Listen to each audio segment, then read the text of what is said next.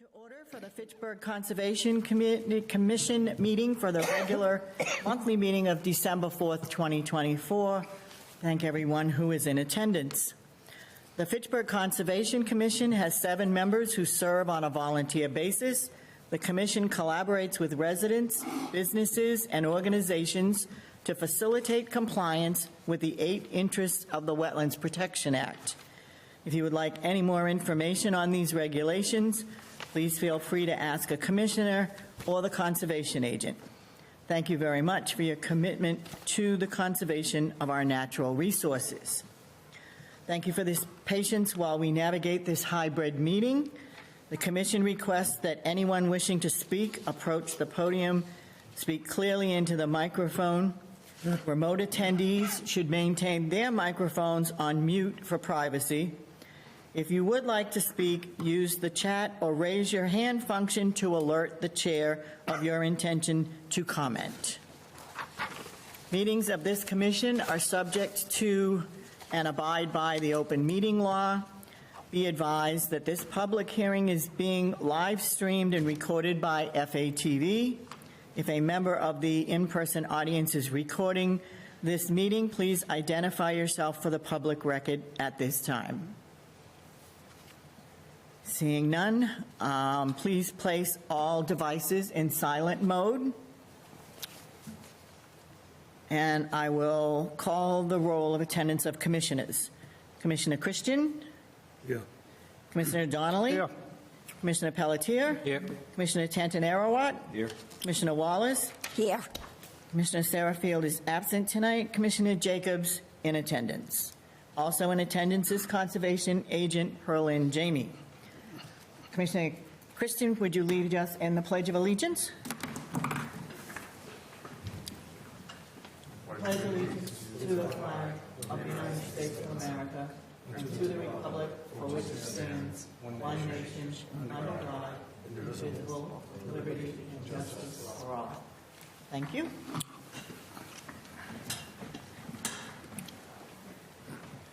And we will start with announcements. Berlin? So there are a few announcements this month. The first announcement we have on hand is a fiscal year 25 Land and Water Conservation Fund Grant Program.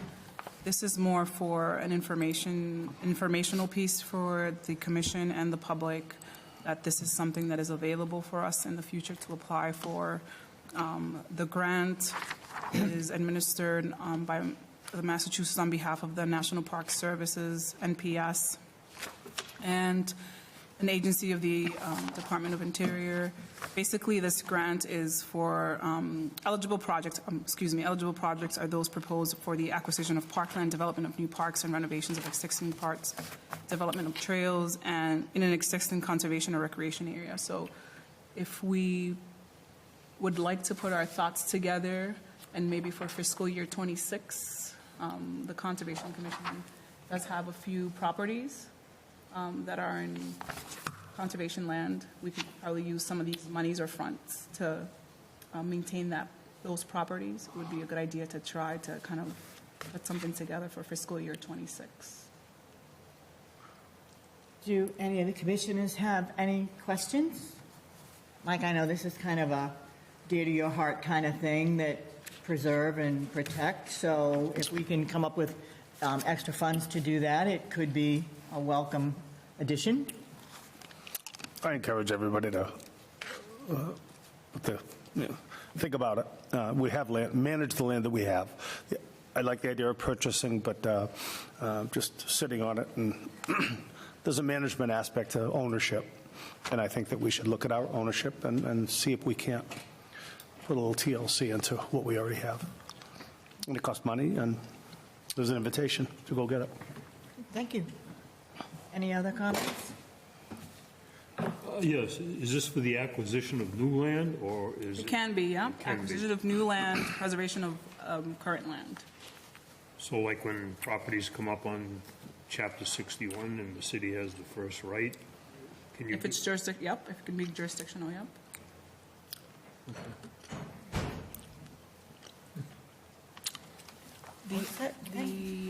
There's more announcements if you Yep. want me to just go through them. No, yeah, you can go, me, through. pardon me. And if any of the commissioners want any other access or have any suggestions about what we might want to pursue in the future, you can always discuss that with Herlin. Yes. The second announcement is the Waterways regulation application for the Westminster Hill Ridge repair. This is an ongoing project that has a DEP file. They came in front of us for an extension a few months ago. It's DEP file 155-691. It's just the repair of the Westminster Hill Bridge. They're having a public comment, and it's open until December 6th. So I just wanted to make the people aware, the public aware that they're having comments. If anybody would like to say anything, there is a contact on this, and it's also on the city's webpage. This was a project that Commissioner Erickson presented, actually through Weston and Sampson, about the new culvert that they're putting in on the Westminster Hill Bridge. So now it's gone to DEP for comment. They presented to us a couple of months ago now, I think. For an extension? Yeah, for the work that was going to be done, and we approved it. But now it has because of the extent of the work that they're doing, it has to go through a DEP comment period, so just notifying everyone. And then the last announcement that we have is new legislation, and everybody got that. I put on everybody's table. I'm not sure if, Mike, do you have it? It's a memo from MTC, which is our legal department, in regards to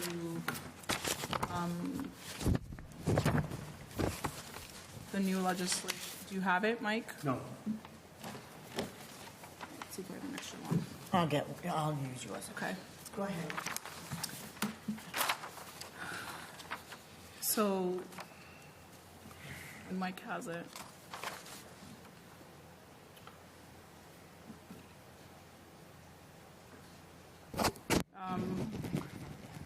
Sure. The legislature passed H.5100, and in that bill, there was a new tolling period where permits that were issued, pending, or in queue between the time of January 1st in 2023 until January 1st, 2025, get an automatic 2-year extension, which means that any permits which pertains to our permits, any permits that were issued, expired, queued, or pending within that time frame get an automatic extension of 2 years. The rationale? We don't know. Yeah, I mean, it's past COVID, so you would think that, but we've got no other guidance yet, except for they're extending, permits for 2 additional years. Would they be equally as open to extending our required time period for approving a project based on the drought that we had and wetland identification, et cetera? I don't know that it was that specific. That wasn't mentioned. To be honest, I don't even think anybody else had any idea what was happening. They just kind of told us, hey, this passed. When I reached out to DP, they're like, yes, and it applies to your permit. And that was it. Legal actually went in and did a little research for us. And if you read the note, it says that though the tolling period extends the permits for 2 years, we can still revoke any extensions. We can still we can revoke enforcement orders. It doesn't take away the power for us to deny an extension if it comes forth in front of us. So that's basically what they told us. We're still waiting, I guess, Mike, for additional guidance, because nobody really understands why they felt the necessity to do this. There was something about economic development in the state. I know in a report that I saw, they still feel that businesses are trying to catch up from COVID. So I don't quite know what all the rationale there was. And maybe if we have questions, we could ask our state senator or state representative to come in and give us, since they must have had to have participated in that discussion. To be House honest, would have been Representative Cronin. I don't know if we're ever going to get the rationale. I think it was just something that they imposed and we're expecting us to go along with it. So maybe it would be a good idea to reach This was out. a House bill, right? Yes. So it would be Representative Kashmir. Yes. So if we want, just so we know what we're operating under and why this actually took place, maybe we can ask him to come in and were you part of this discussion and what was their rationale behind it and how, in addition, is that going to impact us going forward? I would like to hear where this came from because it affects how we operate. So we'll reach out. Other than that, we're waiting for guidance from DEP and the state. They tell you to do it, we do it. Not to beat a dead horse, but just the other day, planning was dealing with multifamily homes in a designated area in the city of Fitchburg, and it was came down from Beacon Hill, and this Same regulation. trumps local zoning, like it or not. And we're going to accept it. They had to vote on it to accept it. We don't. They're not asking us to vote. No, we're not. We don't have to. There's no adoption of it. What legal did suggest is that if there's something that we feel strongly about, we should really consider amending the language in our permitting and approvals ordinance. I think right now we will take it case by case. If a case comes before us that is invoking their opportunity to extend their permit, then as legal indicated, we could make amendments or put some ramifications or modifications to it. But at the time that a case comes before us, we would vote to accept that under House Bill, whatever H5. number, H5, the extension would be approved. Or deny it and let them appeal to Mass DEP. Well, I don't even know how that would go yet. We haven't. We have not heard what the process. I don't even know if an appeal process is. For right now, we're just saying the permits are extended and dealing with any that come before us.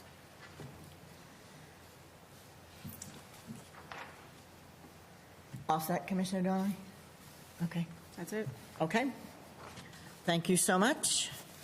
So we are ready to move on to our first item of the evening, which is Oakhill Country Club Solar LLC, Shea Street. This is a continuation from November 7th, 2024. So, under the authority granted this body by the Fitchburg Wetlands Ordinance and the Wetlands Protection Act, the Fitchburg Conservation Commission will open the hearing for Oakhill Country Club Solar LLC.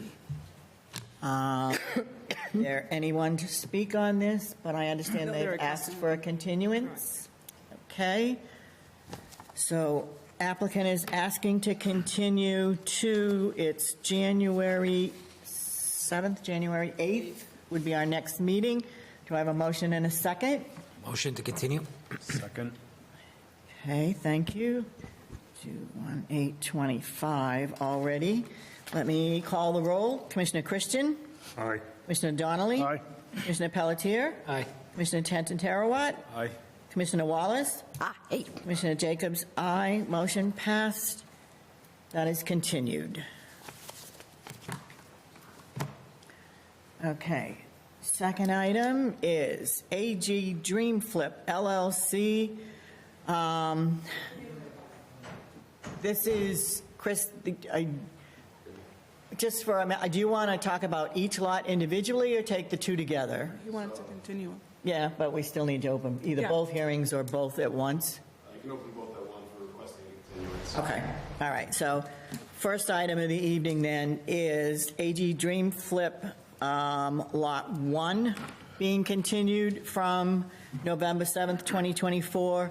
And the second item taken together will be AG HG Dream Flip Lot 3, that's the duplex plan, continued from November 7th, 2024. And we have, under the authority granted this body by the Fitchburg Wetlands Ordinance and the Wetlands Protection Act, Fitchburg Conservation Commission will open the hearings for AG Dream Flip Lot 1 and Lot 3. And a continuance is being requested, again, to January 8th, 2025. Do I have a motion and a second? Motion to continue? Second? Okay, thank you. Let's call the roll. Commissioner Christian? Aye. Commissioner Donnelly? Aye. Commissioner Pelletier? Aye. Commissioner Tendon-Arawat? Aye. Commissioner Wallace? Aye. Commissioner Jacobs? Aye. We are continued.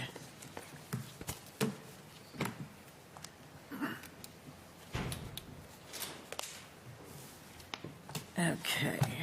Next item on the agenda. This is Townsend Street Realty Trust. This is a plan unit development for residential building, again continued from November 7th. Under the authority granted to this body by the Fitchburg Wetlands Ordinance and the Wetlands Protection Act, the Fitchburg Conservation Commission will open the hearing for Townsend Street Realty Plan Unit Development. And again, are they requesting a continuance because they are not ready? Do I have a motion and a second? Motion to continue? Second? Thank you. And again, this is to January 8th, 25. Call the roll. Commissioner Christian? Aye. Commissioner Donnelly? Aye. Commissioner Pelletier? Aye. Commissioner Tendon-Arawat? Aye. Commissioner Wallace? Aye. Commissioner Jacobs? Aye. So we continue. And next up, we might have something to do. MacPro LLC. Now, Chris, again, the same thing. Do you want to take these one at a time or all three? Let's open all three at the same time. Okay, perfect. So these are, there's a single-family dwellings at 0 Mechanic Street, and there are 3 notice of intents for Lot 1, Lot 2, and Lot 3. They are DEP number 1550755 and 0756 and 0757. Under the authority granted this body by the Fitchburg Wetlands Ordinance and the Wetlands Protection Act, the Fitchburg Conservation Commission will open a hearing for notice of intent for MacPro LLC 0 Mechanic Street, lots 1, 2, and 3. And Herlin, I just want to confirm, have all of the fees been paid and a butter notification's been received? Yes. That's a check. And who do we have to speak on this item? You have Christopher Anderson with Hannigan Engineering. And Mr. Anderson, Chris, if we may, you go ahead, you can make your presentation. Sure. Herlin, do you happen to have the rendering I sent earlier today? Yeah, sure. I was just going to ask, what do you want me to put up? Just the renderings? Yeah, just the rendering for now.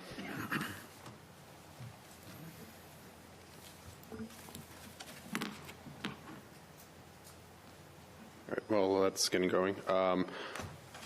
Again, just for the record, Chris Anderson with Hannigan Engineering, here on behalf of MacPro LLC. Here tonight for the construction of 3 single-family dwellings along Mechanic Street. As you can see on the screen above you right now, we have the proposed project area. To orientate ourselves here, we have Mechanic Street that runs along the bottom of the page. You have Rindge Road that runs along the bottom with the John Fitch Mechanic Street rotary system just to the page right, if you will. Currently, the property is undeveloped. It's primarily a mix of woodland and brush. There are 2 areas of bordering vegetated wetland, primarily located along the Rindge Road side of the property, as well as along the southerly limits of the property line. These ultimately drain into a culvert that continues under Rindge Road and on its way down towards Falula Brook. It's the intent of the applicant to construct the 3 single-family homes. So the work associated with that would be including the construction of the dwellings themselves as well as general grading. Based on the zoning requirements, we're able to construct or develop 3 buildable zoning compliant lots. Lot number 1 would be designated as the southerly lot, which on the plan before you would be on the far left. Lot number 2 would be the middle one, and lot 3 would be the far right, or the northern one, closer to the rotary intersection. Relative to the individual lots, the work associated within the jurisdictional area for Lot 1 would be limited to the creation of the backyard area. So that area would be general clearing of the land and regrading to accommodate the proposed dwelling. The proposed structure would be physically located outside the 100-foot buffer zone, so this one is limited to exclusively just the development of the lot. Lot number 2 would include the construction of the proposed house and a portion of a retaining wall system in order to maintain the appropriate offset from the wetland based on the zoning ordinance. The proposed structure would be located within the 100-foot buffer zone by about 20 feet or so, with the driveway extending a little bit further beyond the line of the building. Work associated with this, like I said before, would be the construction of a retaining wall, which would be shared between lots number 2 and 3 in order to maintain the grading away from the Commission's required zoning or setback requirements. As part of this, the retaining wall would be about 30 feet off the wetland line itself. Lot number 3, again, is similar to lot number 2, where the dwelling would be constructed within the 100-foot buffer zone, and the work would be limited to the grading of the lot around the building, as well as the construction of the retaining wall. As part of this, no work will be performed within the 25-foot buffer zone, and all obvious buffer zones going forward into there and towards the wetland itself. Utility connections will be made within Mechanic Street for sewer and water, relative to the services to the dwellings. We did receive DEP comment. I can go over those briefly. Effectively, they were all the same comment. One of the comments was relative to determining whether or not the intermittent stream or the channelized flow within the wetland is considered as a perennial stream. And within the act, there are several criteria that we have to look at, one of which is making sure that the contributing watershed area to said wetland is in excess of half a square mile. To put that into terms to the Commission members, that's about 320 acres. So we did review that today, and we did provide documentation to the Commission. I apologize that was such late notice. We only got the comments last week. But based on the contributing watersheds to the culvert that goes underneath Rindge Road, it's approximately only about 3.4 acres, so quite a bit below that threshold. So by the act, that those intermittent channels within the actual wetland itself don't rise themselves up to be considered as a perennial stream. And the second comment from DEP was relative to dwelling units about the overall development. As I said earlier, we're constructing 3 single-family homes, so we're below the 4-unit threshold. In addition to that, zoning restricts us to exclusively single-family homes, so there's no potential for them to construct a duplex on the property. So we never truly rise above the threshold of stormwater management relative to the mass stormwater regulations. With that being said, if there's any questions from the Commission, I'll be more than happy to address them. Chris, let's move to, do we have anyone here to speak on this issue? So, Chris, if you want to have a seat for a minute, we're going to open the floor to public comment. If you would step up to the podium and state your name and address, please, for the record. It's Kathy and Eric Dilda, but on the paperwork, it's Adams. We are recently married. What was the name? Kathy and Eric, the last name. Dilda. Can you Yep. pull the microphone down a little bit? Sure, There you it's go. Dilda. Okay. But on the paperwork, it's Adams, Kathy Adams. And we're at 420 Rindge Road. Okay. And what were your comments on this project? We just have some questions about the intermittent stream and the perennial stream. So that, we were out there today, that stream runs year-round. So I have pictures from today to prove that it does run year-round. My other question and concern was flooding.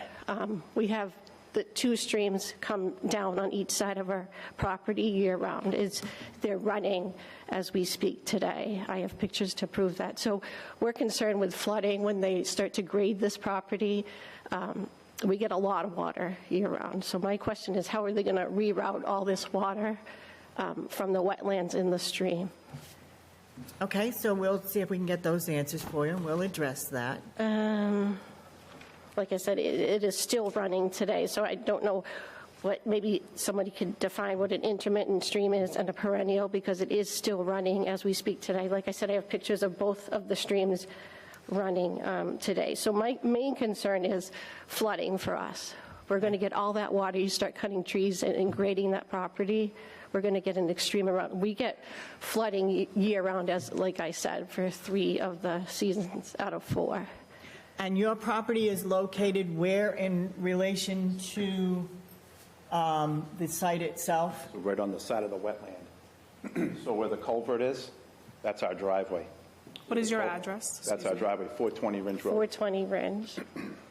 So you guys yeah, are where the back culvert side. is, that's our driveway. It goes underneath the driveway. So the wetlands is all on the side of our property. Because Rindge Road crosses over. Yeah. I'm gonna and share then it on the goes screen now. into Yeah, your so that's all the wetlands all down there. side. Okay. And I just wanna it get- goes down that culvert, and it also comes down the back of our property. Okay. So it comes down this rock wall. It comes all the way down the other side. We have another, and it comes down off the back, too. So we have another wetland area that comes down the back in the center of the yard, and it all follows along maybe 3 or 4 feet all the way down the back of our property. And then it goes off the other side into another wetland area on the opposite side. We also have a pond that fills about 2.5 to 3 feet of water year-round.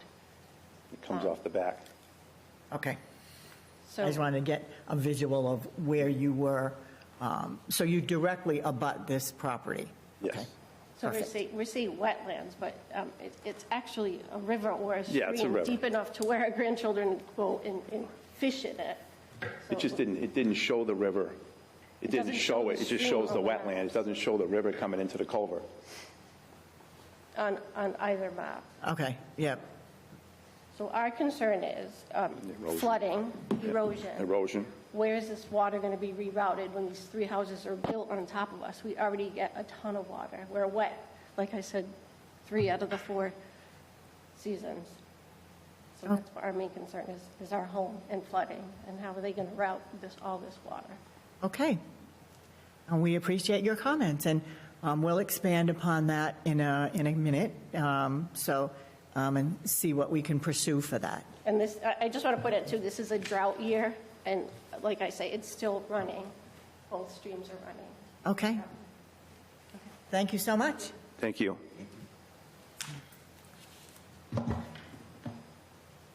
Your name and address, please? Donna Pollock, 509 Mechanic. And what comment would you like to make? So I have a few. So I'm a direct abutter. I'm familiar with my neighbors, even though it's the end of Mechanic there. It's actually like the neighbors all knew each other and know one another. I've been down to their home before. I had actually looked at it to purchase it for my mom years ago. I just want to explain to you how Mechanic Street, like what's happening here. So I'm behind their property. There's a house in front of me, but we all kind of kitty corner. And it goes steep downhill. So my house goes flat, there's a hill, and then steep downhill to her house. The property that they have, they've divided. So there's a 2-family in front of us, and they divided it, and then they cut off the second half. And that property goes flat for a little bit, then steep downhill, and then it goes down to that wetlands. Across the street on Rindge Road is a wildlife reservation. A lot of wildlife, quite actually. There's a path that goes from there up through my land, around my yard, back into their property, where deer go pretty much every day. I have pictures of it. They have pictures. We have pictures of bears, everything going through there. So this is adjacent to this is protected land. So because Mechanic Street flows downhill, there's a lot of water every year that flows down. Like at the end of winter, it's a nightmare. Last year, not so much because we had no snow, but tons of water flows down when we do this. Behind my house is a stream that, I don't think it's marked on the Fitchburg map, but there's a stream that flows all the time. In fact, it's flowing now, and that flows down from Blossom, behind all the houses on Mechanic, down to their property. So they have a very precarious situation. Their land is always wet. We were sort of reviewing, when we heard it was intermediate stream, we looked to see, and it's 4 days of dryness. 4 days of dryness. Right now, the Fitchburg reservoirs are down between 1.5 to 2 feet, and the property's wet. They have pictures of the property being wet today. So I'd like to just sort of know how this was determined to be an intermediate stream, that it's not a constant stream that's going down there. So my concern is, one, for the wildlife, we've got the wetlands that we've got the Protection Act for. Across the street from them, on Rindge Road, one side is their house, the other side is a conservation land. It's the Nadine Martel sanctuary down there that she donated to Fitchburg State College for wildlife sanctuary. The deer are always down at that little reservoir down there drinking. And now we're going to rip up all the trees, because it's all completely wooded. So we're going to rip up all these trees and all the vegetation. Where's the water going? I guess I want to know, what's the drainage plan? Because once they put up those retaining walls, so where's it going? Is it all going down into the wetlands right next to their house? Because those wetlands then flow under their driveway, over across the street into that river that then flows down to across from John Fitch Highway there. I know you guys know what I'm talking about here, but near the football field for Fitchburg State there. But it's all flowing down to there. Where's this water going besides to their house? So they went out today to look. Our reservoir is down 2 feet. How is this not a constant flowing water source? Dawn, if I could get you, so we understand your point where you are there. Yep. And we are going to be talking about stormwater management and some of that. Is there something else that you would like to I guess add? my other piece to this is, yes, that they submitted today plans to address the EPA's concerns, or the Department of Environmental Protection for the state, their concerns. Well, we haven't seen those, but we got the paperwork beforehand so that we could be prepared for it, but I don't know what he's talking about, because if it was only submitted today, we didn't see it. So I think that we should have time to be able to look at that. That's okay, and it's still it'll be online so that those comments will be available. So Well, I understand that the comments are available, but he's saying he's got remediation efforts. We haven't seen those. This should be some sort of notice. Notice came holiday week with 2 weeks. They should be able to get a determination whether this is an intermediate stream. And we should be able to respond to what they submitted today, but that we haven't seen.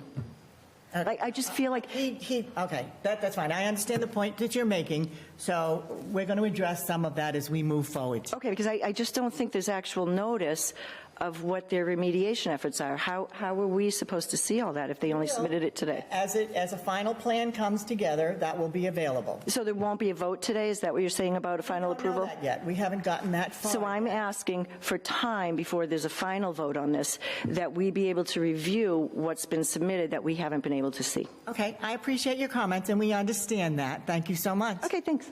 Okay. And do we have anyone online that has a hand raised or anything, Harlan? No. Okay. All right, Chris, so let's kind of get back into where we are with that. Understanding that the comments that were mentioned were a reply to DEP's comments, and that detailed out whether or not it falls within the DEP stormwater standards. And so we understand that, and those will be added to the plans and posted online so that everybody can look at that. I would ask that while that doesn't apply for DEP, you're clearing more than 20,000 square feet, which would then, city stormwater standards would apply, stormwater management standards would apply. Have you provided yet that information for us, run those calcs yet? We can run those calculations based on the overall impact to the site.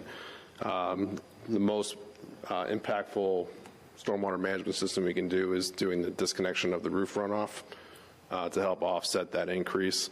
But we can take a look into that a little bit further.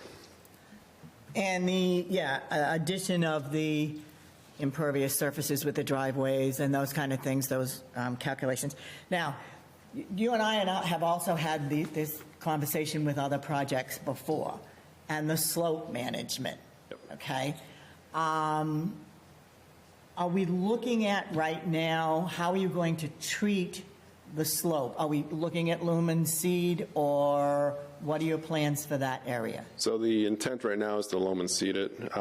Typical construction of these kinds of slopes is that in every 6 or 8 inch lifts, the fill would be put into place, compacted to 95% Proctor, which for layman's terms is effectively getting to the ultimate density and compaction level of a soil type, for lack of a better term. So effectively, we get the soil as compacted as possible so that it doesn't move on us long term. Then once everything is said and done, it would be intended to be loamed and seeded. With the close proximity to the wetland, we could take a look at doing more of a wildlife conservation mix, which has a lot more fibrous vegetation in it. On other projects that we've used in the past with this municipality as well as many others, what we can also take a look at is doing what we call tube plantings. Because we talked about that with Bill last month with some other project at looking at other plantings that stabilize vegetation versus just grasses or wildlife mixes. So looking at the gradient here, this is probably another project that may apply to. Yep, and Bill Hannigan and I did have that conversation, but unfortunately my plans were already done by the time I had that conversation. So this may be something that as you're working on one, you might be working on both in the same vein, that we may modify with a better planting schedule than just lumen seed. Correct, and on that project that you're talking about, not to mix up projects or get anything confused, our intended approach is that conservation wildlife seed mix with the fibrous vegetation in it, and then supplementing that with tube plantings. So small, little, tiny. They're usually about 18 inches tall. Once everything is said and done, they get implanted and they help stabilize the slope short term until the vegetation from the seed mixture fully takes over and the fibrous plants start growing into place. We've used that on other projects, specifically near a lot of lakes in other municipalities. So it is a approach that we have done in the past that does work very well, and we can apply that to this application as well, specifically behind lot number 2, going towards the wetland. There's that slope, about 10 feet of elevation relief. That would be one of the prime locations for that, because long-term occupants of these residences are not going to be going down there on a regular basis, so it would naturally reestablish itself over time in that fashion. So we can definitely take a look at doing something to that effect. Okay. Do other commissioners have any other questions for Mr. Anderson? Mike, go ahead. We're gonna schedule a site visit? I was just saying, that would be a next thing that we're going to want to do, is we're going to want to get everybody together on site. Excuse me, I can read your plan, except I can't read it by the size. The retaining wall, it shows 3 blocks. Are they 2-foot blocks? So that's just our general detail for the large block systems. Yes. So it would be ranges from 5 to 7 feet. Okay, it shows 7 feet, I've got that. So we'll go, your slope, your fill, and your slope is still supported by a 7-foot wall at the toe of the slope. Correct, and due to the height of the retaining wall, it would have to have a structural engineering stamp associated with it, so there would be a building permit specific to the retaining wall itself. All right, and it shows an additional 12-foot slope from the construction site to the top of the wall. Correct. Plus 7 feet. That's all I'm trying to establish. Yep. That's the extent of the slope. Yeah, and that, to put that into reference, that would be the slope that I was talking about behind lot number 2's house. It drops down about 10, 12 feet, and then As you go south, it blends into natural grade. As you go north, that's where the retaining wall picks up that grade.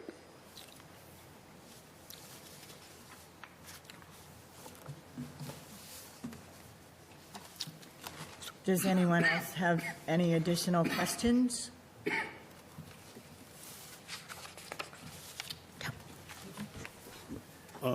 Can we move to a site walk? Yeah. Yeah, so can we, can you do Saturday mornings, Chris? I know it's tough. Yeah, Right. it's a little tough for me for Saturday mornings. Can we just schedule it?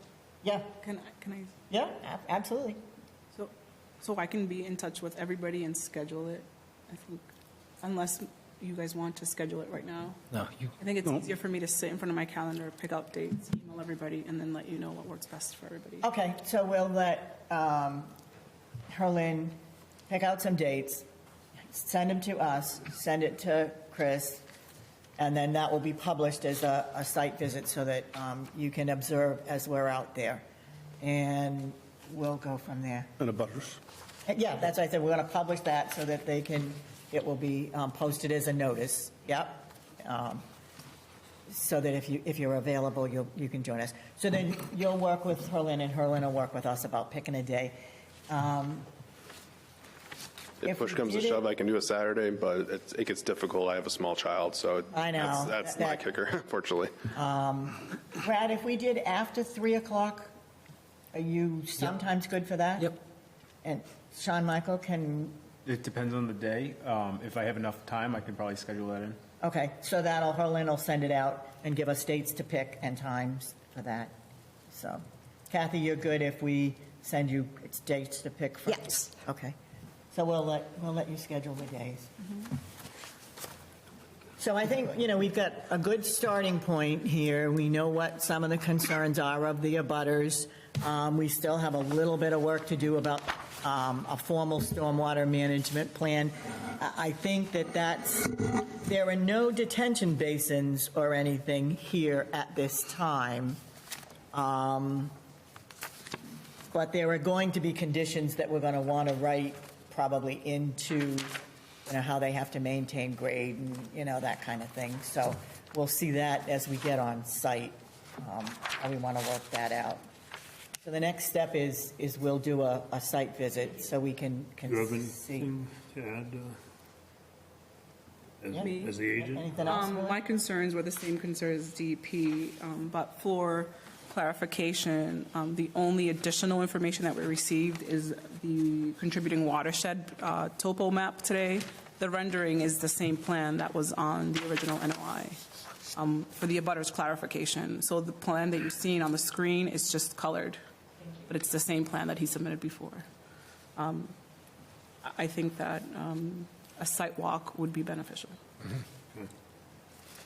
All right, so I think if we're all set, then if I could have a motion and a second to continue, so we'll continue this with the January 8th meeting, Chris, and try to schedule something that fits everybody's schedule for a site walk. Yep, sounds Okay. good. Do I have a motion and a second, please? Motion to continue. Okay, Second. okay, thank you. Let me call the roll. Commissioner Christian, Aye. Commissioner Donnelly, Aye. Commissioner Pelletier, aye. Commissioner Tantanarowat, Aye. Commissioner Wallace, Aye. and Commissioner Jacobs, aye. And we'll see everybody at the site walk and January 8th. Happy holidays to everyone. Thank you very much. Yes. Well, Have a great night. Correct. I wanted that to be.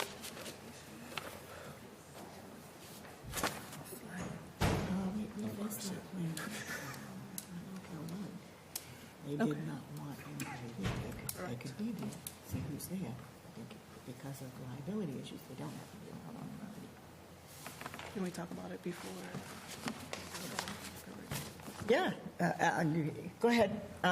So the meeting is, the hearing for this is closed, but I want to make clarification that for abutters to be present on the property, they have to be given permission by the property owner. So when folks show up, it is not under the impression that the abutters that were present here are also going to walk with us. they can stand there, but they have to be given authorization by the property owner. It's not an assumed right because you're in a butter. That's the clarification I wanted to be on the record. And that has happened in the past. We've been out on site. Some property owners don't mind if the, abutters visit the site, but there's always liability issues, so some are concerned that, but they can watch us walk through the site, talking to the engineers and the property owner if they're there, but they may be allowed on site, they may not be. It's up to the property owner. Us. No, we are allowed on site, any of the abutters. Okay. Or anybody coming to observe, because this will be an open meeting, it's posted because we will all be there. It doesn't necessarily mean that the property owner will let them on site. Okay. And this is going to be a difficult site to walk, so it might possibly not. But they can stand back and watch us observe as we do our thing. Okay. Okay? Okay. Next item on the agenda is a modification for 0 Ashburnham Street solar array. And at this time, I'm going to step away because I need to recuse myself. And Commissioner Tantanarowat is going to facilitate these proceedings. Thank you. Thank you. So the next item on the agenda will be the modification order of the order of conditions at 0 Ashburnham Street solar array changes to approved plans. Under authority granted to this body by the Fitchburg Wetlands Ordinance and the Wetlands Protection Act, the Fitchburg Conservation Commission will open the hearing for the modification orders and conditions of 0 Ashburnham Street changes to approved plans. Who speaks on this notice of intent? Please. Hi, this is Lauren Rahasia from Convergent Energy and Power. I'm the Senior Project Manager of construction for this project. Welcome. Thank you. Basically, the reason for these, I'm here today to discuss, the 3 proposed changes that I brought up in the last meeting as an update, only today to make it as a modification to the order of conditions. There's 2 other items in addition to that were alluded to in the last month's updates that I also want to get into. Basically, the changes we're hoping to make is, they're all outside the 100-foot wetland buffer and, within the limit of disturbance. This includes relocating our SCADA communications equipment pad closer to the point of interconnection, adding a turnaround adjacent to that SCADA communications equipment pad, and adding 1 additional light camera pole. Currently, there are 2 light poles. We'd like to bring it to 3 next to the main equipment pad. These changes, do result in an additional 697 square feet of impervious area. However, in rerunning the stormwater calculations, it was determined that the additional turnaround area and pad resulted in a minimal increase in peak runoff rates. Moreover, the overall peak discharge to the analysis, there's actually a reduction in stormwater calculations and whatnot because while we were building detention basin 1, there was a field adjustment that we did talk to Herlin about, and we're coming here to discuss today. Is that basically the groundwater level was about 1 foot higher than was in the geotech report. So we raised the basin up while keeping the volume, and in doing so, it actually reduced the stormwater runoff in that area. So therefore, these changes, overall, do not increase any stormwater runoff. And the last item that I wanted to discuss today has to do with the residential buffer plan, in which in the past month, we had assigned Frank McPartland, or the commission had assigned Frank McPartland from Dillis and Roy to explore the feasibility of the current residential buffer plan and associated plantings. And he did a site walk on November 18th with me and a colleague, and he did have some findings as well to discuss. So that's why I'm here today. Okay.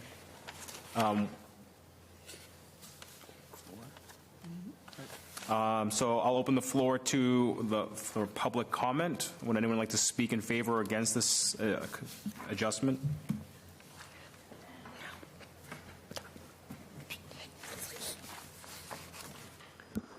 Thank you. Joyce Jacobs, 778 Ashburnham Street. And first, I need to state that I am here only as a resident of the city of Fitchburg and an abutter to this project, not in relationship to my association with the Conservation Commission. And I would like to respond to the residential buffer replanting plan. We read through Mr. McPartland's report, and it made a lot of correct assumptions as to what is happening on the site today. That when we started this project, they came up with this concept because of a forest cut to replace the trees that were cut, and that plan was called a residential restoration plan. It really never was a plan. It was a concept, because it never went to the next step to say, here's where this tree is going to go, here's where that bush is going to go, here's where everything is going to be planted. So it never got taken to the next stage. But everything else within the project went forward.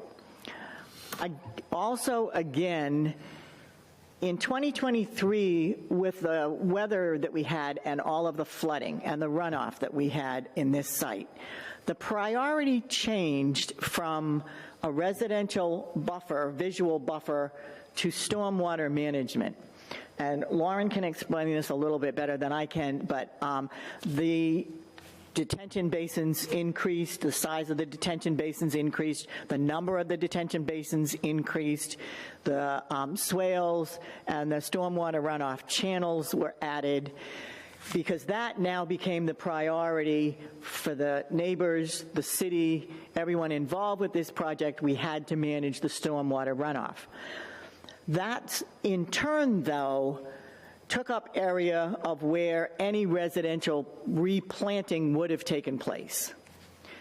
So at this point, as Mr. McPartland pointed out in his report, there really is no room or no reason to plant replacement trees unless we allow them to be in a wetland.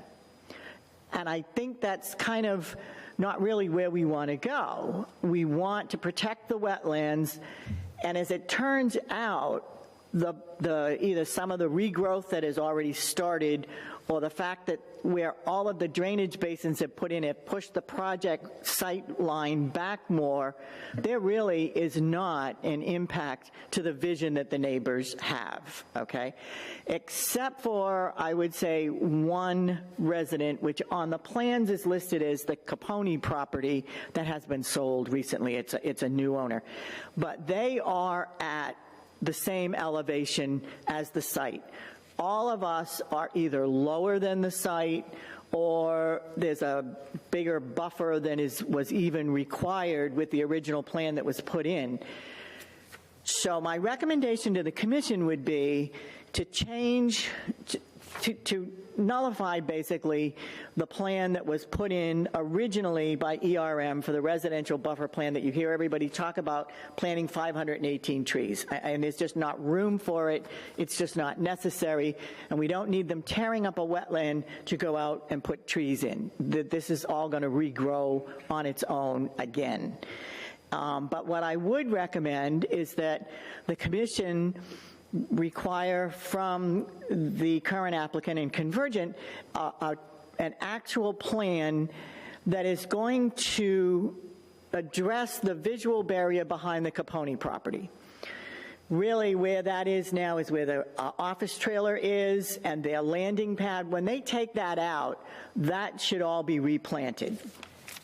And planted how can be determined. Trees, deer-resistant arborvitae, high bush blueberries, that will be determined by whoever does their landscape plan, but that is the particular area that needs to be addressed.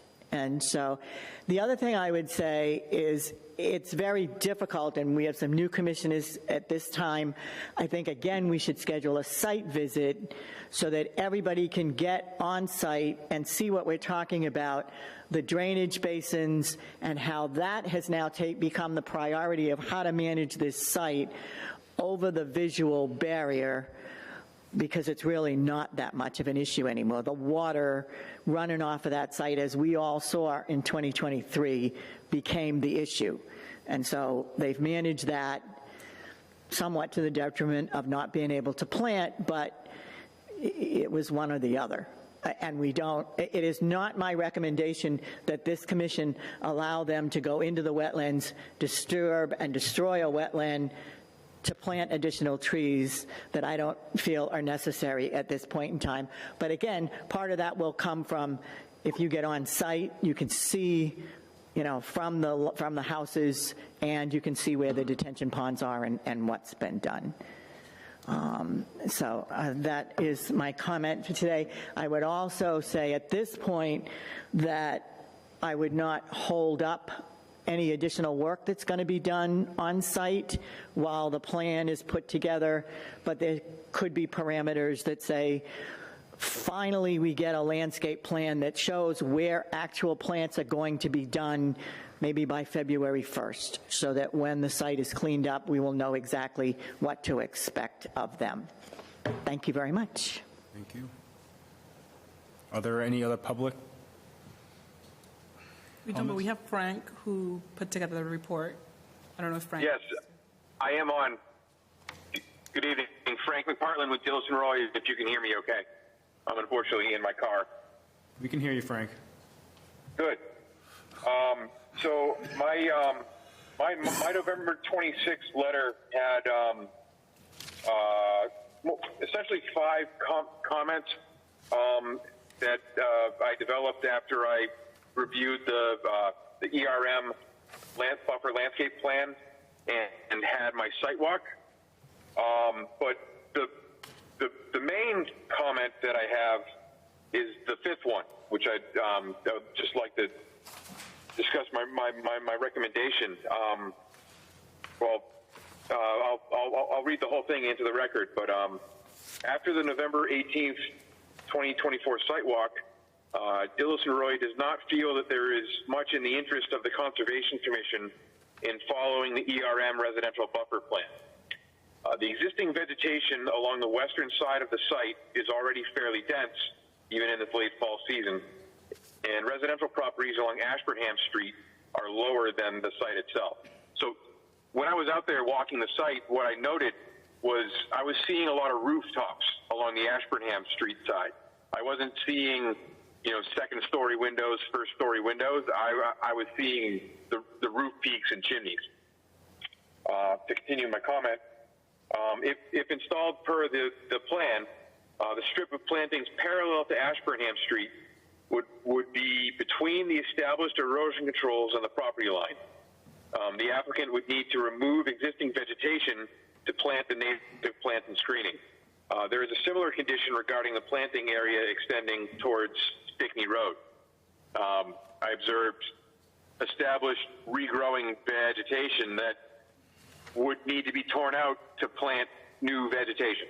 So that, based on that, Dillson Roy recommends that the applicant revise the RBLP to provide residential buffer landscape plantings along the approved limits of work to minimize/eliminate wetland disturbances while taking my account. So that was my impression when I was on site.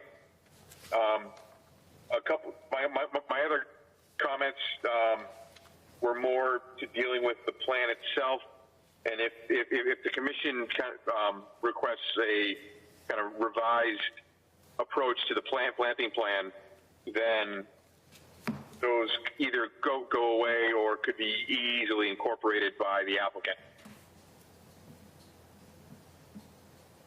Okay, thank you. Are there any other comments online? Hearing none, I'll open the floor for the commission.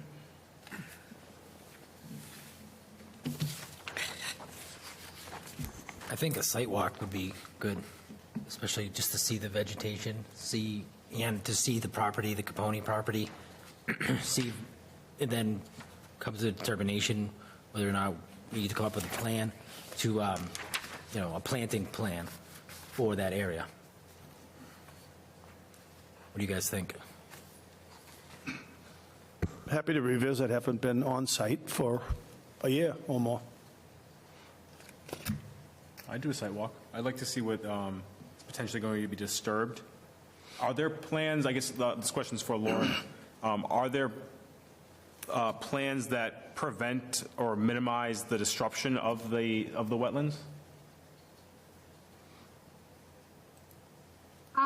Sorry. Do you hear me okay? Yes, just making sure. I think I'm not sure if I quite understood your question, but are you asking if there are certain plants or trees that would be suitable? Are there certain plans that provide you access through the wetlands without or minimizing your disturbance in that area? No, there's in many most of the area it's wetland landlocked essentially. It would be extremely difficult where these plantings are slated in the residential buffer plan to safely access without traversing through vegetated wetlands. Okay, thank you. So to Commissioner Pelletier, I would suggest a site walk. Everybody. I can schedule a site walk. I can get in touch with Lauren and everybody else, just like previous site walks. You guys are okay with that? Yes, that'd be great. I just find a little bit of frustration, and it has been 5 years, and yes, we've had catastrophic rain in 2023, but here again, we sit as a commission, and at the end of the project, and this buffer, which may or may not even have been our jurisdiction, when this land was cleared, that buffer never should have been taken from them. So probably mitigation should have been done at the beginning of the project, but once again, we're playing catch up, and now there'll be minimal planting, but In the same right, too. we have a promise of 500 trees or a concept or a plan or whatever you want to call it, but here we are at the end not being done. A question I have, the wetland that will be impacted, correct me if I'm wrong, is on the westerly side of the project, that the visual screen was for Stickney Road residents, was it not? No, the wetland, the visual screen was before both Ashburnham Street and if we look at the ERM plan, Yep. It was on Ashburnham Street and Stickney Road. So the Stickney Road side now, matter of fact, let me just... Well, I have a plan, and I just want to clarify, southerly or westerly, easterly, excuse me. The reason that area that got cleaned, that cleared out, was on the westerly end of the project. That was the unbeknownst to us. That was a logging operation that wasn't part of the overall plan. Right. And so a good deal of that was buffer, and that was buffer for Stickney Road. Some of it is buffer for Stickney Road, some of it is buffer for Ashburnham Street. Wetland that they'd have to cross to replace Is both Ashburnham Street, and if they do what's on the ERM plan, the yellow that is there is behind all the houses on Ashburnham Street and along Stickney Road. And in both of those areas, there are wetlands. The wetland on Ashburnham Street, just beyond my property, is that's been there forever, and the detention basin, that's the overflow for the detention basin. The wetlands on the Stickney Road side is now what is in conservation easement. So two things that's done. That's given them more than a 125-foot buffer that was originally intended. And if we do any additional planning in that area, they're actually in a conservation easement area. So that would not be recommended. Why not? because it's all wetlands. It's all flagged, delineated Well, wetlands. it was an upland forest that that we were going to replace. That was the nature of the vegetation, to replace that forested buffer. But the only area land mass that's left is wetlands. Yeah, because of the stormwater.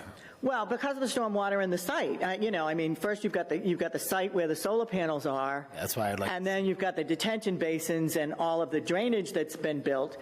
Now, so as you move closer to the houses on either side, Ashburnham Street or Stickney Road, the only place to replant is in a wetlands buffer. And my opinion, we don't want to be destroying wetlands for a visual buffer that's not necessary at this time. And I'd like to see the vegetation that's grown since. There is some scrub brush that's come up, some of that raspberry-type bushes that, the picker bushes that come up after. Some saplings are there that will start to come up through. But again, and the way that they graded the site, which is why it's good for you to get out and see it, it slopes down and in, and then comes back up on the detention ponds. So where the solar panels are really almost in this new gradient that they created as they took out the ledge and the rock. So nobody can really see it from their house. And Mr. McPartland is correct. I'd have to stand on my roof, and I still wouldn't see it. So. Do you sunbathe on your roof? No. But what I would say, because I believe that Convergent is going to want to move forward with the other parts of this modification. The item of the residential buffer is only one part of this modification. And I don't think that anything should be held up waiting for a site walk to address the residential buffer, that you could tonight accept the modifications with conditions, that a new site plan is provided, a planting plan, and after a review from the site visit, but that the other things, and Herlin, if this is okay with you, if everything else that they're asking for on the modification, the telephone poles, the pad, that has nothing to do with the residential buffer, that should be allowed. Well, Can I? Yeah. Sorry, I'm unsure of whether or not I'm allowed to speak or not sometimes. Yes, so go that's right why ahead. I'm quietly sitting, but I have opinions that I would like to share if the commission is willing to listen.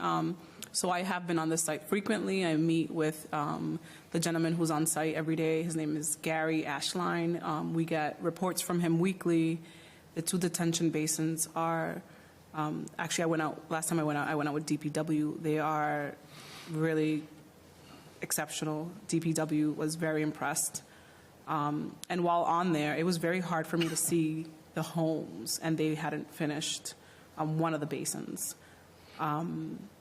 That being said, I think I agree a little bit with Frank and the abutter Joyce Jacobs that we should require them to present us a new planting plan, very detailed, specific, in a different area. If it can't be done there, then find a place where it can be done, so that we don't hyper-focus on the crossing of the wetlands. Fine, that can't be done, but find a place where it can be done. And then I had some questions for Lauren that I wanted to have on the record. Lauren, are you still there? Yes. I just wanted to know the reasoning for moving the pad for the additional impervious area. Absolutely. The reason for bringing it, first of all, there are power requirements and, and internet requirements, and it is kind of a long run. So in shifting it kind of closer to the point of interconnection where the power and internet is coming from, it will improve our ability to monitor this project. And the turnaround adjacent to it is for servicing essentially, as well. It is a good, security feature as well, right? So we'd always be able to, service the project at a safe distance, as well. That's always a good rule of thumb. Okay. So basically that was it. I think that scheduling a site walk, moving forward with the other part of their modification, I think is also a good idea. I would suggest the commission do that. But I would highly recommend the commission require a planting plan with detailed information at another area of this project.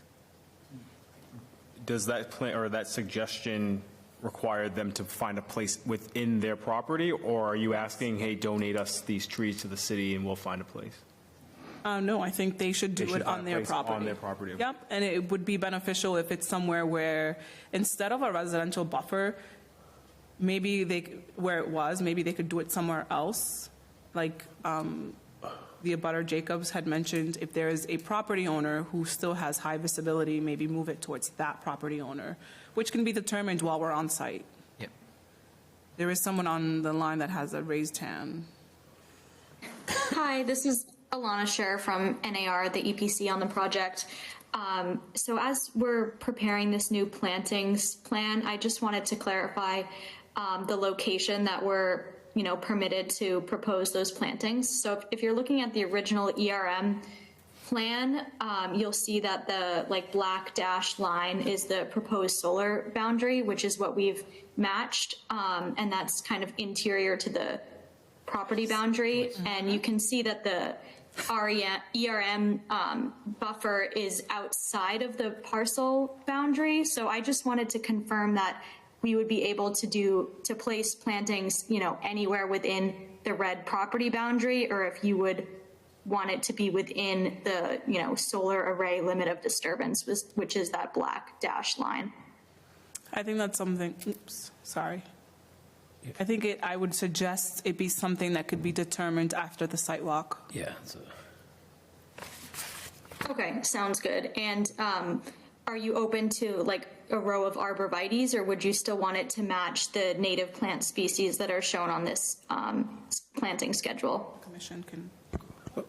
The one comment I had about spacing, a more dense planting.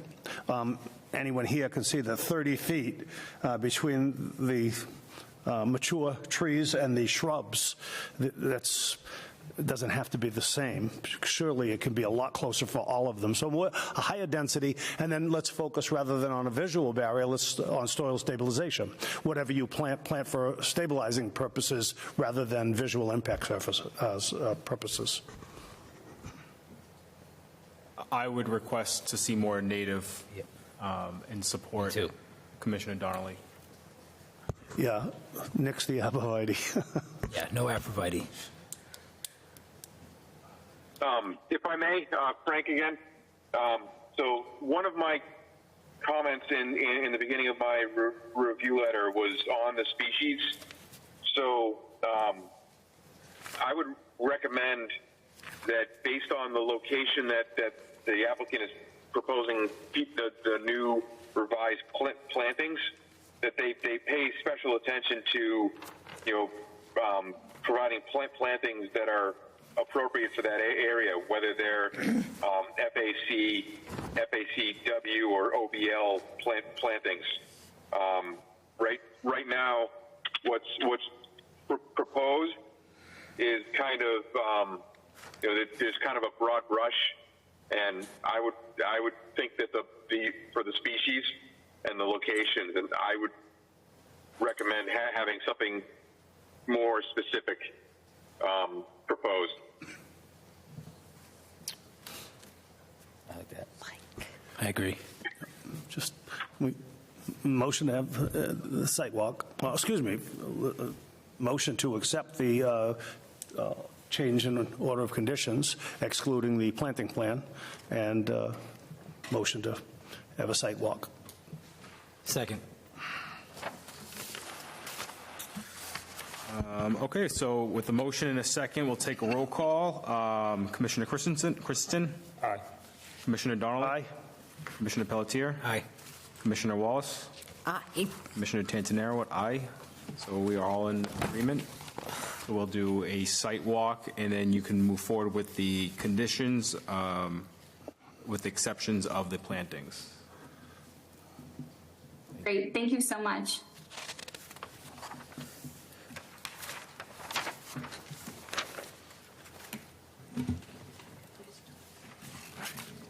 And then the commission recognizes Joyce as rejoining. Thank you very much. Thank you for filling in. Anytime. Okay, moving on to our next item is under updates. This is Woodland Estates, correction of a Mass DEP file number. Yes, Frank McPartland from Dillis and Roy, still here for this. When I had applied to the commission to amend the special conditions for Woodland Estates to relocate the rec building, I believe it was at your last hearing. I had inadvertently referenced DEP file number 155-0523, which was an old file number for the property.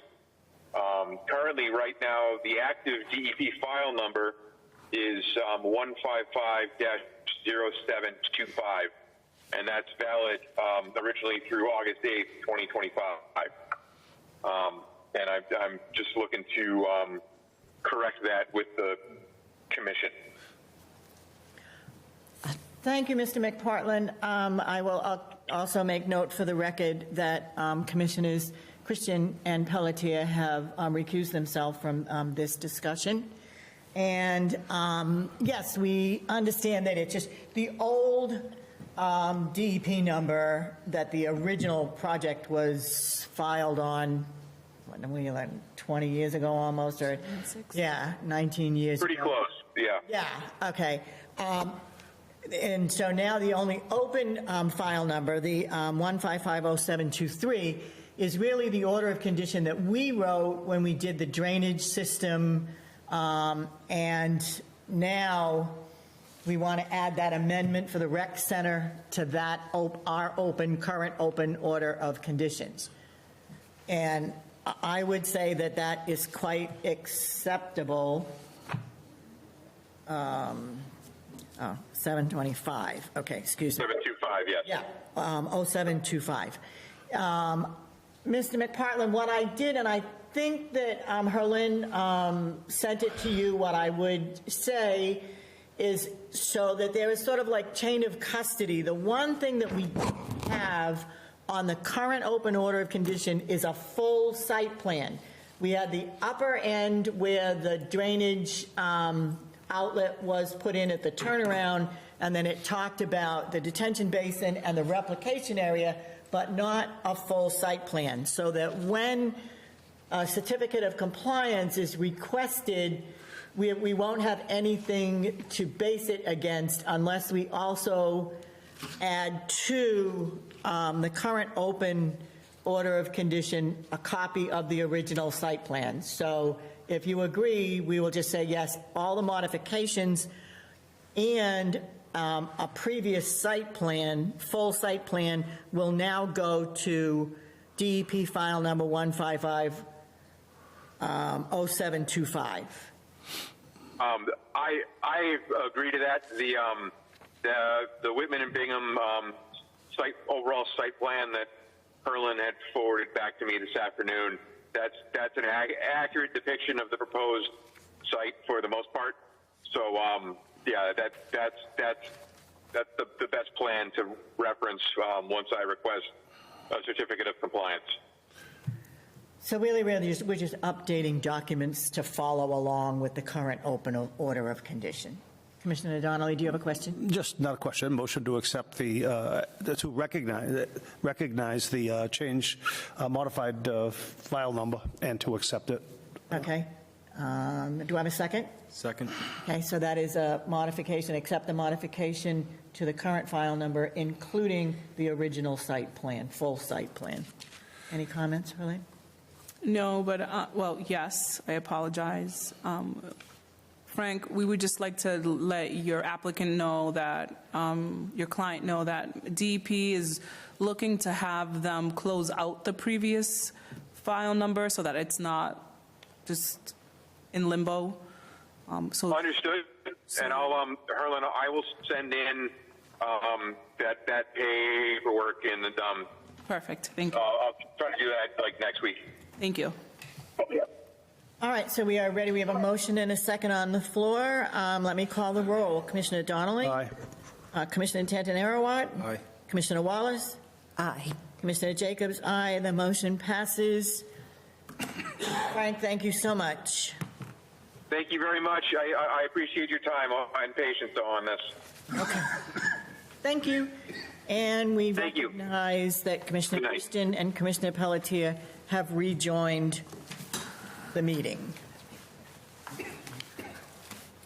Next up, again in updates, conservation updates conservation agent updates to include an update on 71 Rodimon Avenue. That was a violation for clearing in a wetland. Arlene, the floor is yours. Thank you. So the property owner from 71 Rodimon, I can't say that name, Rodimon Ave, called in and spoke to me, and we just went over what the violation was. He paid the fine and asked if we can rescind the second fine. So I am here before you guys to ask if we can rescind that second fine.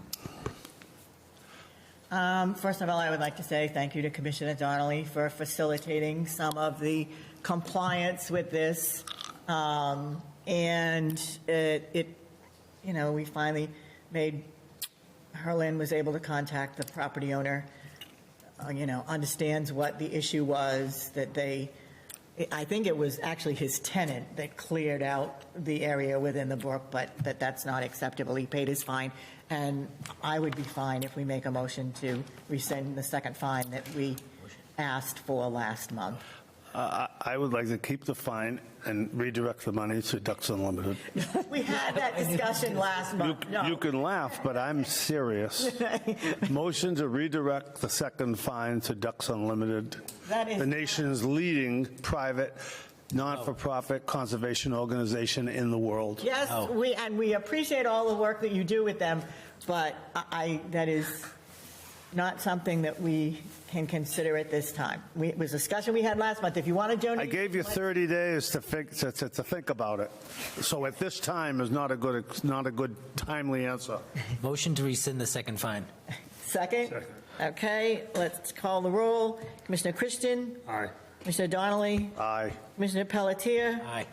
Commissioner Tantanarowat? Aye. Commissioner Wallace? Aye. Commissioner Jacobs? Aye. Commissioner Donnelly, if you want a donation, submit a request. I just did. But in not Mac format. We want a written letter. Question on 71 Rodimon Ave. Yep. Was there any other conditions issued to them, signage or remediation? I do not believe there was, but... There's no actual remediation to excavating an intermittent stream. It would be very costly probably to the property owner and most likely not feasible for an actual remediation to happen. So I basically told them, please don't do this ever again. And he said he would. Knowing that this is a rented unit or space, is this something that we should request signage to prevent future tenants from doing anything similar? That's a great idea. I'm not sure it's a tributary from that Pierce Pond, so the street has about 23 houses. We would have to post them on all 23. It might be something that we look forward to. I am in the favor of putting together some sort of pamphlet that we give property owners or tenants who live in properties that are abutting resource areas, saying, you live here and there's a resource area in the back. We have a very simple one in the office, but I think we need an updated one in the future to give to people. I'm not sure signage is going to deter people because it's not a barrier, it's a sign. And they're open backyards, But it holds them a little more accountable. It could. But we don't have signs on every property owner that has a Correct. stream going through. Not yet. That's the scale.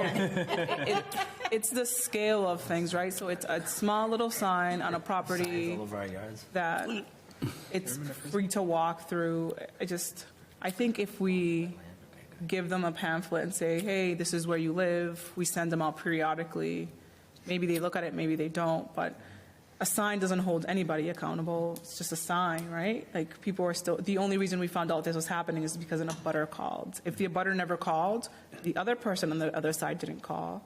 If the abutter never called, we wouldn't have known about it, even with the sign, even if the sign was posted, so. Right. And the property owner now is well aware, so we're hoping that he will be responsible to make sure that that doesn't happen. Their backyard and the existing water control feature in everybody's backyard was all man-made. So he cleaned it up. The rest of them haven't been, but it absolutely opens an invitation to do it if they're not informed. So some wetland brochure to everybody, to put them on record, to say, hey, that was a mistake, don't make the same mistake, because they're liable to do it out of ignorance. He did it, I can do it. They may not know about a fine, they may not know about an order, etc. Bring it to their attention because it's ripe for repetition by neighbors, ignorantly. It really is. Well, and that might be a point, Helen. Let's think about this. Even with the brochure that we have, we can get a butters list like we do for anybody else. Then we could pick out the ones that are on that street, and we could stick that pamphlet in the mail with a nice letter that says there was recently a violation. We can come up with some terminology in your area, and because there are wetlands, we just want you to be aware of the fragile nature of the property that you abut. And you know. Only when they saw what happened, right. They're liable to duplicate it, thinking that they can. That's all. And so I think it would serve everybody well, because we don't want to do this again to the next neighbor, and then they come in and, well, he did it. You know, we don't want to go there. Nobody wants to go So there. for the 10 or 15 properties that we might actually, you know, assess in Yeah, that there's strip. 8 of them or more. Yeah, Yep. okay. So the cost of a stamp and a letter to send that out with the current pamphlet that we have at least is better than not. Yeah. Just making them aware. Mm-hmm. And you're right, so that heads up. And the other thing is that puts them on notice. So if you do it again, you've been told. If Well, that's okay. It's all been done. There's a history of maintaining that drainage ditch. It's just, his is the most recent history. Yeah, okay. All right. Commissioner Donnelly, thank you for your input. Well, then we can work on that when we get a chance. Yeah. Okay, perfect. Next item is forest cutting plan for High Rock Branch Road. Again, this is always submitted to us for review if anybody has any comments, but we really, this is really just a courtesy to let us know that this is going to happen. And I don't know of any other plans. There's nothing that we have enforceable on this piece of property. And this is just a formality. If you guys have seen this forest cutting plan, it doesn't even have a harvester or anything.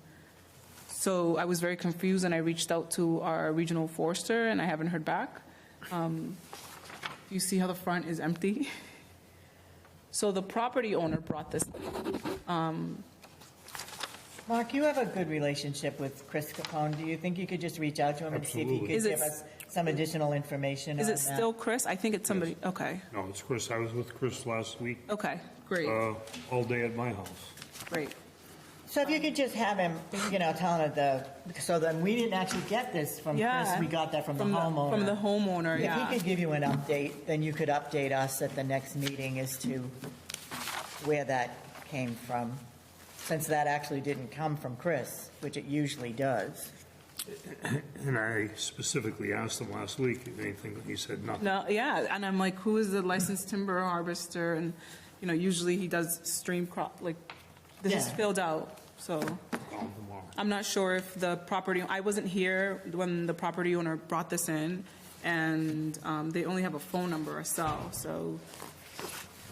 All right, so we'll let Commissioner Christian pursue that with Chris Capone and just get an update for us if there's anything. And this might just be something that the property owner is considering to do down the road. To do down the road, yep. Okay. May I just bring to everybody's attention, page 2 and 3, dated 3/15/16, and then the redactions on page 2 and 3. So he's done it before, and this is not the same, just different. It's kind of not a paraprofessional, semi-professional product. My guess is then that the landowner is thinking about doing another forest cut and is just advising us that, because he must have walked through that before, that we were notified and all of that. But let's wait and see what Chris says as far as if he's even aware of that yet. Any other questions on that? Okay. Next item, certificates of compliance. Mass DEP number 155-279, 406 Richardson Road, a partial. Helen, do you have anything to report on that? I mean, I went to this site 2 weeks ago. It's it's off of Ashby State Road, Candlewood, and then it loops into another cul-de-sac and then into another cul-de-sac. Given that this file number is 279 and we're now in the 700s, I mean, there's only so much. I drove around the house. It's a planned unit development. I have the file folder, and I had the plans, and it looks like it's to the plans. I think we should move forward with this partial. We've been seeing these come up on some of these developments that never got individual certificates. That's an old one. And now Richardson they're Road? reselling that, on Richardson. Right off of Scott? Yes. Yeah.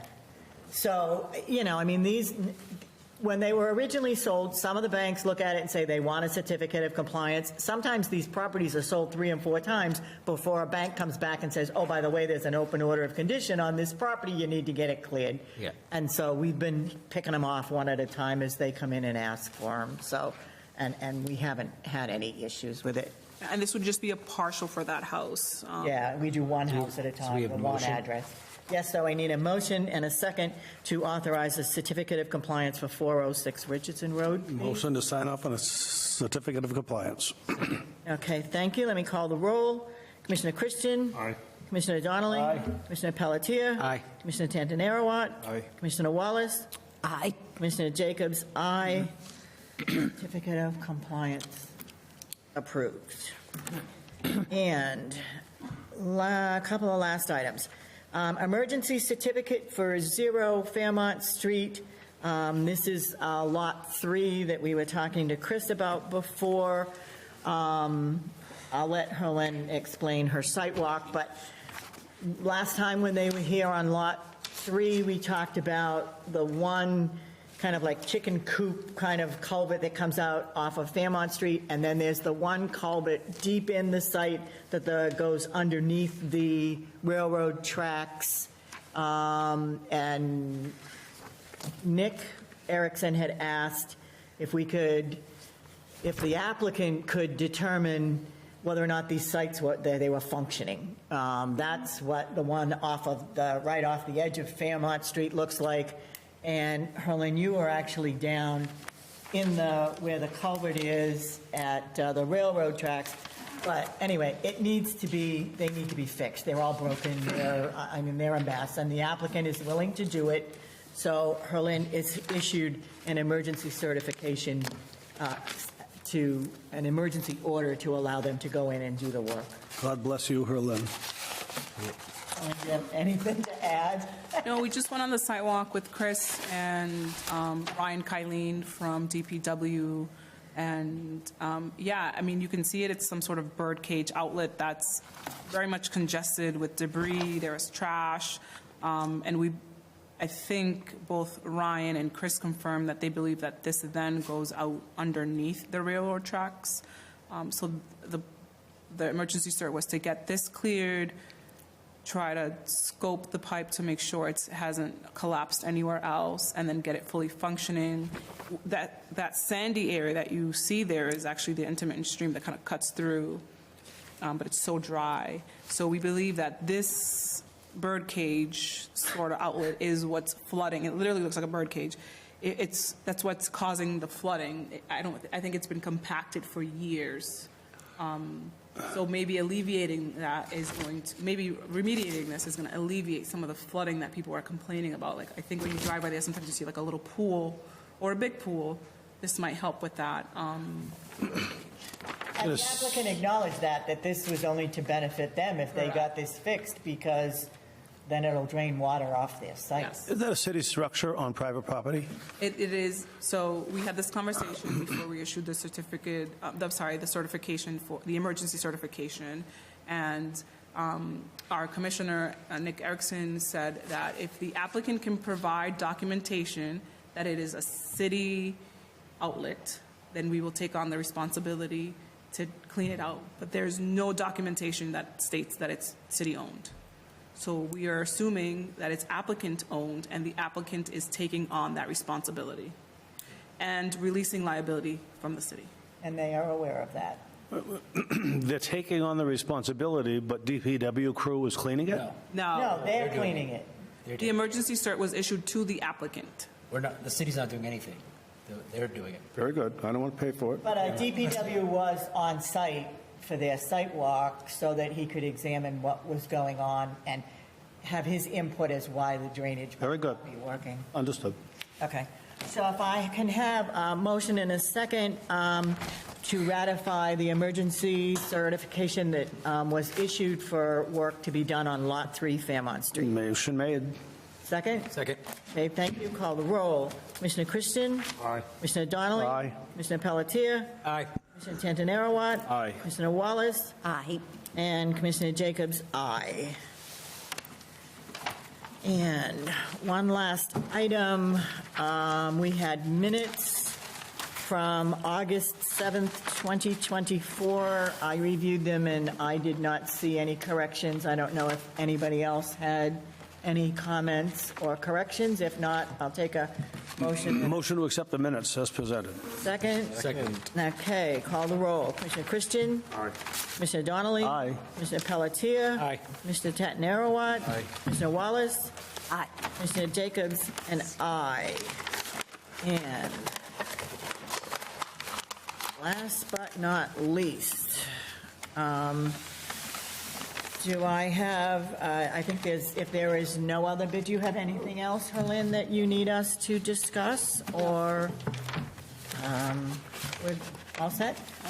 So if I could have a motion. Motion to adjourn. To adjourn, and our Second. next meeting will be January 8th. January 8th, 2025. So a motion is second. By a voice vote, all in favor say aye. Aye. All opposed? None. We are adjourned.